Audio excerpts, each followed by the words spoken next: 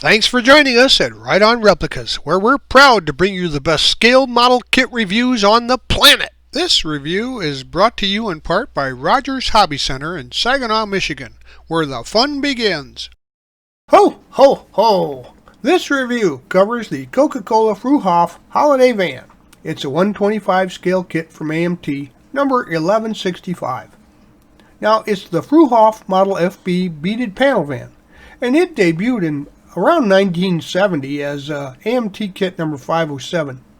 The reefer parts were added the next year, and after that, this trailer was used for beer transporter models. It was re-released in 2020 as the Coca-Cola Holiday Van with Christmas decals. Now, the first trucks in the Coca-Cola Caravan weren't even real. They were an ad created in '95 featuring computerized graphics and 3 custom-made 18-wheeler props for TV. But after years of iconic commercials, the Christmas Caravan came to reality in 2001, starting with a trip across the U.S. Now, this kit is molded in over 90 pieces of white, clear red, clear amber, chrome with black vinyl tubing, black vinyl tires, and water slide decals. It's a skill level 3 kit for intermediate builders, and the instructions are laid out nicely. The dimensions, when you're done, are about 19 inches long, 3 3/4 inches wide, and 6 1/4 inches high. Merry Christmas! Oh, I hear Newt from behind the viewing area there. He's got a question. Come on in here, Newt. What is it? So you're saying that when these first appeared, they weren't real? That's right, Newt. For the first 5 years, they were simply special effects advertising. But Coca-Cola realized they would make great rolling billboards in 2001. They are pretty nice, but I don't remember seeing one. Well, they are seasonal, but I've seen them more on the highways heading to major cities for parades and such than I have in the outlying areas. Here are the contents of the kit. As you can see, all the parts are laid out pretty nicely. The large panels are pretty flat. And this is everything that's in the box. Now, we'll be using tube glue and liquid cement for most of the construction, occasionally some super glue. Please heed the manufacturer's safety and use guidelines when using any of the products that you hear mentioned in the review. The decals in this kit are quite impressive, and you may find it necessary to use some setting solutions to conform to the contours of the beaded sides, etc. So don't be afraid to use some of that. And these incredibly colorful decals are updates to the kit, and they make an impressive model when finished. Construction starts with the suspensions, and we're going to assemble those. Take the right suspension halves in the front cross member and the center cross member in the left half, and they get painted semi-gloss black and assembled there. And they make for a pretty sturdy assembly, especially if you glue them together before you paint. And please remember that, as you see, we're going to be using some plated parts here, and for that matter, any painted parts need to be scraped clear where you're going to glue them together so you get a good joint. Next, locate these pieces and we'll assemble the front axle halves, and those get painted semi-gloss black. The front axle half then is attached to the suspension that we built earlier. Now, the left and right radius rods are painted semi-gloss black and attached to the front axle assembly and the suspension. Now, carefully remove the 2 push rod and slack adjusters from the parts tree and attach those to the front axle assembly. Now, they're very fragile. Please be careful not to break them. Attach the 2 air chambers to the other end of the push rod and the slack adjuster. Now, pay attention to how the push rod and the slack adjusters are installed, due to the fact that they go above the front axle and below the rear axle. Now get out the parts for the rear axle, and these are going to be assembled in the same manner as the front. Once again, be careful when you remove the push rod and the slack adjusters because they're very easy to break. Now find these parts and assemble the air tank halves, and then the assembly and the air hose bracket are painted semi-gloss black. The air relay valve then is attached to the air tank assembly, and the air hose bracket then are attached to the suspension assembly.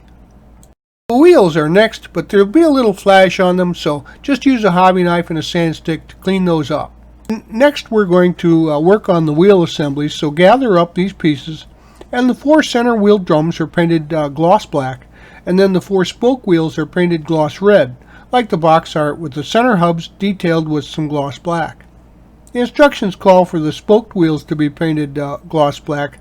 However, the box art looks better, so we went that way. Now, a wheel ring gets attached to the back of the center wheel drum, and a spoke wheel is then installed into the front of the center wheel drum, and then a wheel ring can be attached to the center wheel drum, locking the spoke wheel into place. The 2 tires then are slid onto the center wheel drum assembly once the glue is dry. Then you repeat this process for the other 3 wheel assemblies. We're going to work on the frame, for the box frame for the van next, but notice here there's some mold release in the ejector pins, and that's why it's a good idea to wash your parts with mild soap detergent. Also, there's ejector pin flash that'll need to be cleaned up throughout the model. Also a copyright script here, but you can sand that off lightly, but it should cover with darker paints.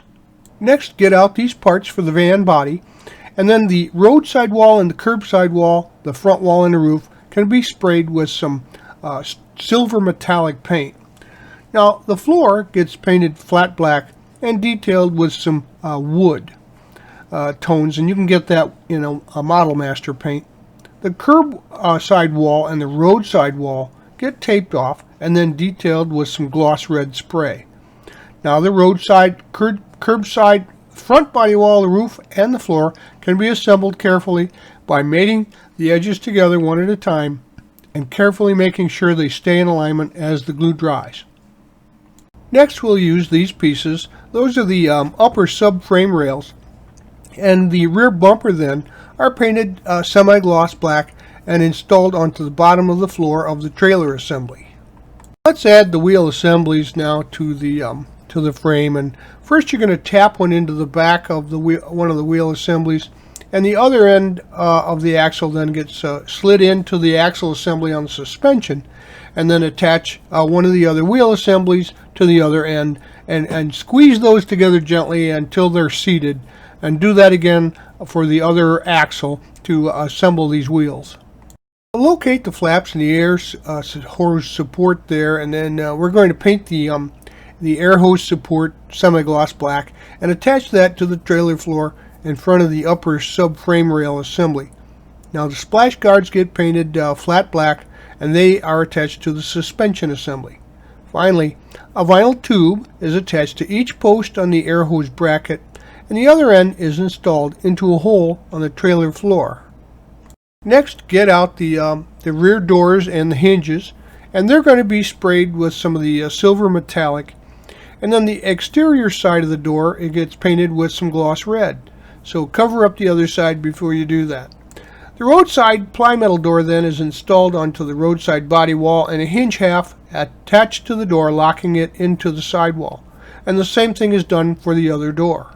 Now we'll do a little of the light work, and the 4 red lenses then are installed into the 2 stop tail and turn light modules with some clear part cement or white glue. Now both the stop tail and the turn light modules, along with the license plate bracket, are attached to the trailer floor. The upper coupler assembly is painted flat black and attached to the trailer floor by the body front wall, and then the kingpin is painted flat black and attached to the upper coupler assembly. And all these pieces for the next stage, and the left and right upper support leg assembly pieces then are put together along with the cross bracing, the gearbox, and the cross crankshaft, and they're painted testers silver. Now the left and right upper support leg assemblies are attached to the trailer floor, and the cross crankshaft then is installed between the 2 upper support leg assemblies. Cross bracing is then installed between the same. Now the gearbox gets attached to the left upper support leg assembly, and the crank handle finally is attached to the gearbox. Further up the pieces for the support legs, and there's an option here between lowered support legs and raised ones for going down the road. So the 2 lower support legs and the 4 support wheels then get painted silver, and then 2 support wheels are installed onto the lower support leg, and then the whole assembly is attached to either the right or left upper support leg assembly. then you repeat this for the other two support wheels and the lower support leg. And you'll see here the lower support leg extensions are used so that it can rest on its own for my model. Get these pieces out of the kit next, and the Select-A-Point slider locking mechanism gets painted gloss black and installed into the holes on the upper subframe rails in front of the suspension assembly. Next, we can install the markers and reflectors, and there's 8 small red reflectors, and they get attached to the trailer assembly with some clear parts glue.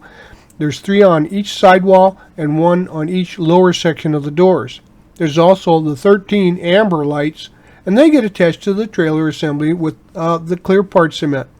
And you put there's 5 on the rear section of the roof, and 2 on the front section of the roof, and 3 on each side section of the roof.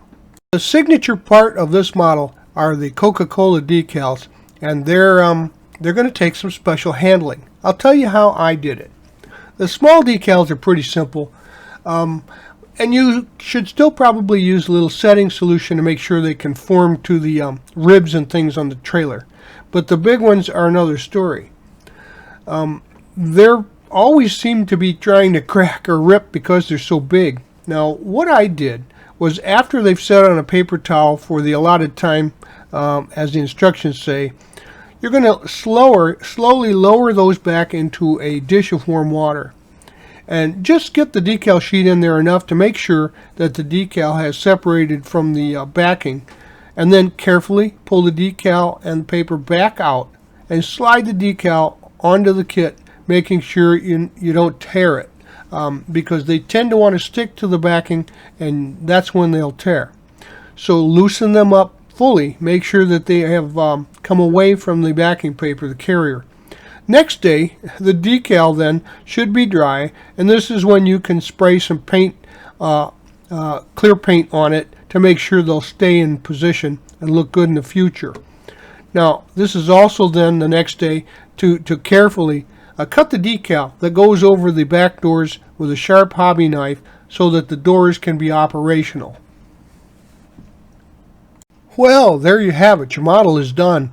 And just be careful when you're putting the seams of the box together to make sure that they don't separate and they glue together at right angles. Also, pay attention to making sure that those big decals come completely away from the carrier before you try and slide them onto your model. But other than that, it's a stunning example of a trailer van. It's something that really will get attention. It really catches your eye. So if I were you, I'd buy one and put it on my shelf. Oh, we hope you like this step-by-step premium scale model kit review, and so that you don't miss any more, please subscribe to our YouTube channel.